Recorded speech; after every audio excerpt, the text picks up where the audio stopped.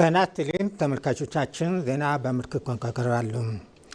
ጠቅላይ ሚኒስትር አብይ አህመድ ከአሜሪካ ከፍተኛ የስራ ኃላፊዎች ጋር ተወያዩ። ጠቅላይ ሚኒስትር አብይ አህመድ የአሜሪካ ምክትል የውጭ ጉዳይ ሚኒስትር ክሪስቶፈር ላንዳው እና የአሜሪካ አፍሪካ አዛዥ ጄኔራል ዳንግቪን አንደርሰን የተመራ ከፍተኛ የልዑካን ቡድን ጋር በጽሕፈት ቤታቸው ተወያይተዋል። ጠቅላይ ሚኒስትር አብይ አህመድ ከስራ ኃላፊዎች ጋር ያደረጉት ቆይታ አስመልክቶ በማህበራዊ ትስስር ገጻቸው ባስተላለፉት መልእክት ውይይቱ በሁለቱ አገራት መካከል ያለውን ቀጣይነት ያለው ትብብርና መከባበር መሰረት ያደረገ መሆኑን ገልጸዋል። ውይይቱ ደማቅና ገንቢ እንደነበርም ጠቁመዋል።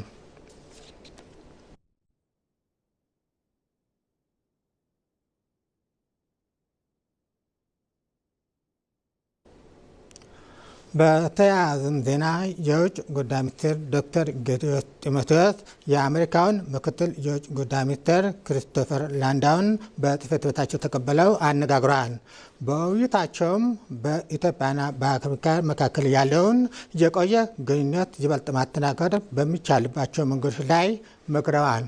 በተጨማሪም በቀጠናዊና ዓለም አቀፋዊ ጉዳዮች ዙሪያ ሰፊ የሀሳብ ልውውጥ አድርገዋል።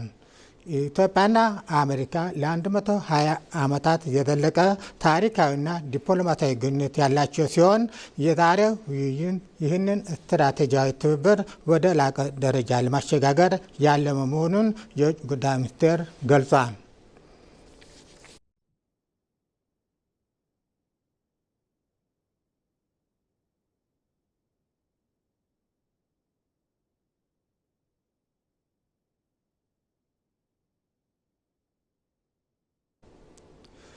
ኢትዮጵያ በታሪክ አስቸጋሪ ማዕበል ያልተበገረች በመከራ ተፈትና የወጣች የጥቁር ሕዝቦች የነጻነት ፋና ናት።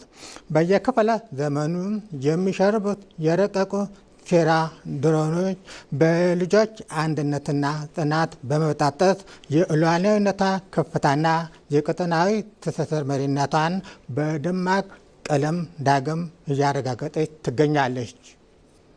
በታሪክ ማዕበል ስትጓዝ የክብር ካባዋ ሳይቀደድና የነጻነት አክሊሏ ሳይረግፍ ሺህ ዓመታትን የተሻገረችው ኢትዮጵያ ዛሬም በሉዓላዊነቷ ላይ የሚቃጡ የረቀቁ ሴራዎችን በጽኑ ክንዷ እየመከተች ትገኛለች። የኢትዮጵያ ታሪክ የነጻነትና የጥንካሬ ተምሳሌት ቢሆንም ለዘመናት ካሳለፈቻቸው የውጭ ወራሪዎችና ውስብስብ ሴራዎች ተነጥሎ አይታይም። የታሪክ ምሁራን እንደሚጠቁሙት በኢትዮጵያ ላይ የሚሰነዘሩ ጥቃቶች ዋነኛ መንስኤዎቹ ስልታዊ የሆነው መልክዓ ምድራዊ አቀማመጧ፣ የአባይ ወንዝ ባለቤትነቷና እምቅ የተፈጥሮ ሀብቷን ለመቀራመት የሚደረጉ ሴራዎች ማጠንጠኛዎች ስለመሆናቸው ያነሳሉ። ከ16ኛው ክፍለ ዘመን ጀምሮ የኦቶማን ቱርክና ፖርቹጋል ጣልቃ ገብነት፣ በ19ኛው ክፍለ ዘመንም እንዲሁ የእንግሊዝ ጦር በመቅደላ ላይ ኢትዮጵያን ለማስገበርና የተፈጥሮ ሀብቷን ከጉያዋ ለማፈናቀል በተደጋጋሚ ወረራዎችን አድርገዋል። የአባይን ውሃ በብቸኝነት ለመጠቀም የአባይን ወንዝ አመንጫዋን ሀገር ከወንዟ ተጠቃሚነት ለማግለል ደግሞ ግብፅ በ1870ዎቹ በተደጋጋሚ የወረራ ሙከራዎችን አድርጋለች። ኢትዮጵያውያን ግን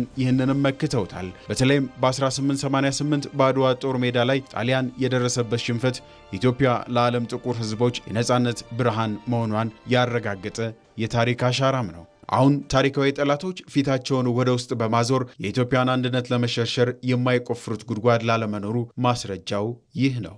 ከግብጽ ጀምሮ ከሻቢያ ጀምሮ እጃቸውን ያስገባሉ። ይሄ ነገር የሀገር ሉዓላዊነትን የሚሸረሽር ነው። ስለዚህ እኛ እንደ መሳሪያ ነው ምን ሆነው ማለት ነው፣ የሌላ አካል ማስፈጸሚያ እንጂ አዘ ኤንድ ኦፍ ዘ ዴይ የነሱን ስራ ሰርተ አበላሽተ መጨረሻ ላይ ልትጸጸትም ትችላለህ ማለት ነው። የኛን ሰላም የማይፈልጉ በጣም ብዙ ኃይሎች እንዳሉ ይታወቃል። ተተኳሽ ሊመጣ የሚችለውም ከነዛው አገሮች ነው እንጂ እኛ ባመረት ነው የጦር መሳሪያ አይደለም እየተጨፋጨፍን ያለ ነው ማለት ነው። ስለዚህ ይሄ አሁን እንደውም እንዳፋሃድ ዋናው ጭብጡ ምንድነው? እኛ ይህንን ተልእኮ ልናስፈጽም አንችልም፣ ይህን ነገር እናደርጋለን ተብሎ ነው የተወጣውና የውጭ ጣልቃ ገብነት አለበት። አሁንም ቢሆን ሁሉ ሰው መንቃት አለበት። እኛ አሁን ሌላ አባይ ግድብ ነው መገንባት የሚያስፈልገን። ጣናን ማየት እንችላለን። የእምቦጭ አረም ወርሶት ይህን ተባብረን መንቀል ስንችል ሌላ እምቦጭ ከውጭ ተቀብለን እያመጣን ምን ተክል ብዙዎቻችን እስካሁን ድረስ ይህንን ዘወር ብለን ማየት አለብን። ሀገራችን በዚህ ልክ አይደለም ማገልገል ያለብን። የብሔር ልዩነትን እንደ መጋዝ በመጠቀም የሃይማኖት ሰላምን በማናጋትና በዲፕሎማሲያዊ ጫና ኢትዮጵያን ለማንበርከክ ቢጥሩም በልጆቿ አንድነት ጽኑ ምሽጉን ቀጥላለች።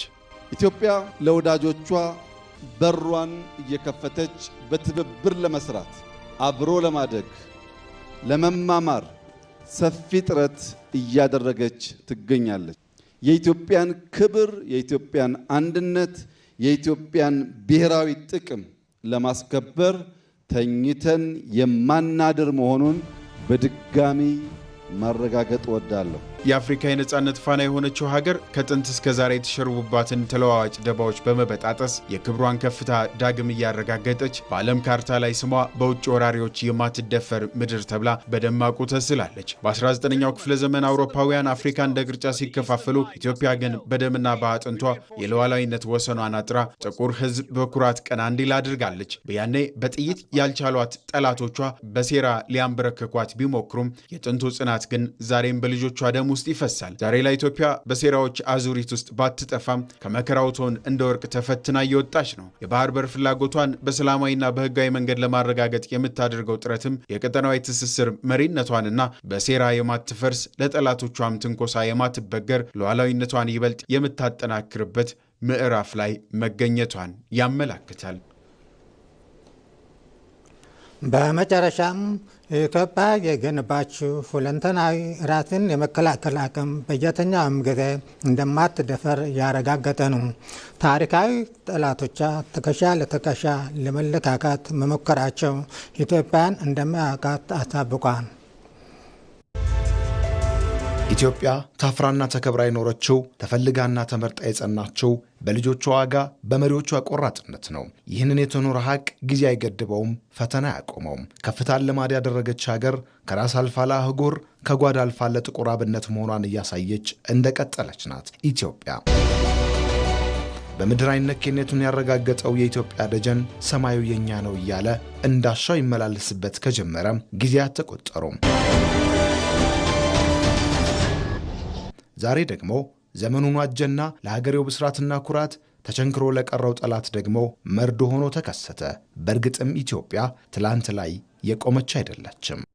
አንዳንዴ የምትስቱ ቆማችሁ የቀራችሁ ወደፊት መራመድ የምትቸገሩ ሱ30 JC10 ወይም ከዚያ ያለፉ ቴክኖሎጂዎች ሲጠሩ ይሄ ደግሞ ምንድነው ብላችሁ ግራ የሚገባችሁ አሁንም ሚግ 21 ላይ ያላችሁ ሀገራት ደጋግማችሁ እንድታስቡ የሚያስፈልገው ኢትዮጵያ ትናንትና ላይ የቆመች ሀገር አይደለች። ለጠላት የሚነገረው ሁሉ ግራ አጋቢ፣ የሚባለው ሁሉ አዲስ ነው። ያሸብረዋል፣ ያስበረግገዋል።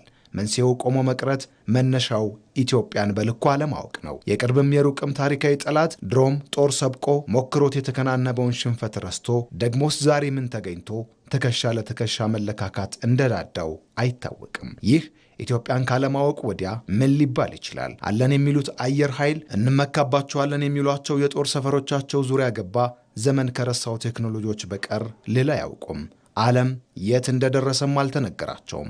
ኢትዮጵያ ግን ጊዜውን መስላ ሀያላን አለን ከሚሉት ጋር የሚለካካ የማድረግ አቅምን የተጎናጸፈ አየር ኃይልን አዋልዳለች። ለትብብርና ለንግግር ከመረጧት በቀር ኢትዮጵያ በሁሉም አቅጣጫ በምድርም ይሁን በሰማይ በሯ ዝግ መሆኑን እያረጋገጠች ነው። ኢትዮጵያ ለወዳጆቿ በሯን እየከፈተች በትብብር ለመስራት አብሮ ለማደግ ለመማማር ሰፊ ጥረት እያደረገች ትገኛለች። በዚያው ልክ ለጠላቶቻችን በራችን በቅጡ መዘጋቱን ማረጋገጥ ያስፈልጋል።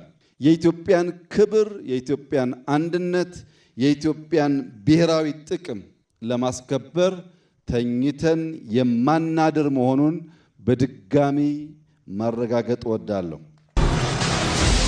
ጠላት ኢትዮጵያን ለመውጋት የተነሳበትን ቀን የሚረግምበትን ሽንፈት መከናነቡ እንደማይቀር ታሪክ ደጋግሞ አሳይቷል። እንዲህ ባለው አስቀኝ ቁመና ላይ ስትገኝ ደግሞ ነገሩን ፍንትው ያደርገዋል። ያልገባቸው ቢገባቸውም እንዲገባቸው ያልፈለጉ ነውረኞች ግን መፍጨርጨራቸው አይቀሬ ነው። በእርግጥም ጠቅላይ ሚኒስትሩ እንዳሉት ፊት ለፊት ግንባሩን ሰጥቶ ከሚፋለመው፣ በግራ ሀገር እንዳትወጋ ከሚከላከለው፣ በቀኝ ሀገር እንዳትጠቃ ከሚዋደቀው፣ ከኋላ ደጀን ሆኖ ድሉን አይቀሬ ከሚያደርገው ውጭ የተሰለፈ ሌላ ኃይል አለ። በአምስተኛው ረድፍ ይህ ኃይል አይታይም።